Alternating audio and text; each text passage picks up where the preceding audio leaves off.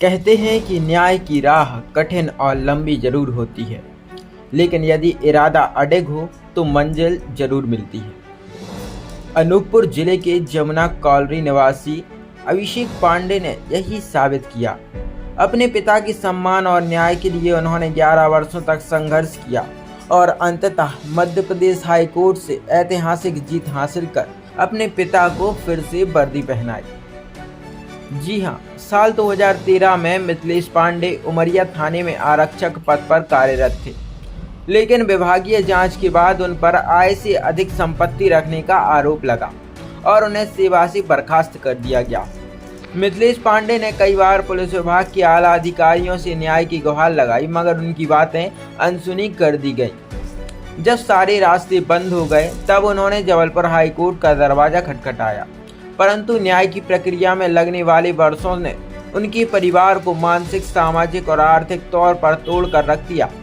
समाज की उंगलियां उठी, घर की हालत बिगड़ती गई, मगर पांडे परिवार ने हार नहीं मानी। इसी संघर्ष में बेटे अभिषेक पांडे ने कानून की पढ़ाई पूरी की और जबलपुर हाई कोर्ट में वकालत शुरू की।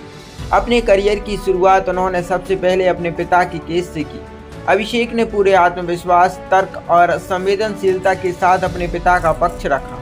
न्यायमूर्ति संजय द्विवेदी की अदालत में उन्होंने साबित किया कि मिथिलेश पांडे के खिलाफ लगाए गए आरोप पूरी तरह निराधार थे। उन्होंने न सिर्फ तथ्य प्रस्तुत किए बल्कि यह भी दिखाया कि कैसे उनके पिता के आत्मसम्मान को ठेस पहुंचाई गई है। 17 मई 2024 को अदालत ने आदेश दिया कि मिथिलेश पांडे को सेवा में बहाल किया जाए। आदेश का पालन करते हुए 5 अप्रैल 2025 को उन्होंने अनूपपुर थाने में दोबारा ड्यूटी ज्वाइन की। यह दिन पांडे परिवार के लिए केवल नौकरी की वापसी नहीं बल्कि सम्मान, न्याय और विश्वास की पुनः स्थापना का प्रतीक बन गया।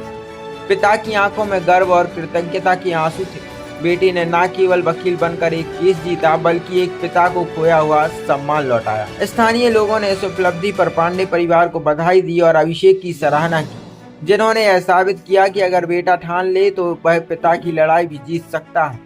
यह कहानी एक बेटे की अटूट निष्ठा, संघर्ष और प्यार की मिसाल है, जो आने वाले वर्षों तक लोगों को प्रेरणा देती रहेगी।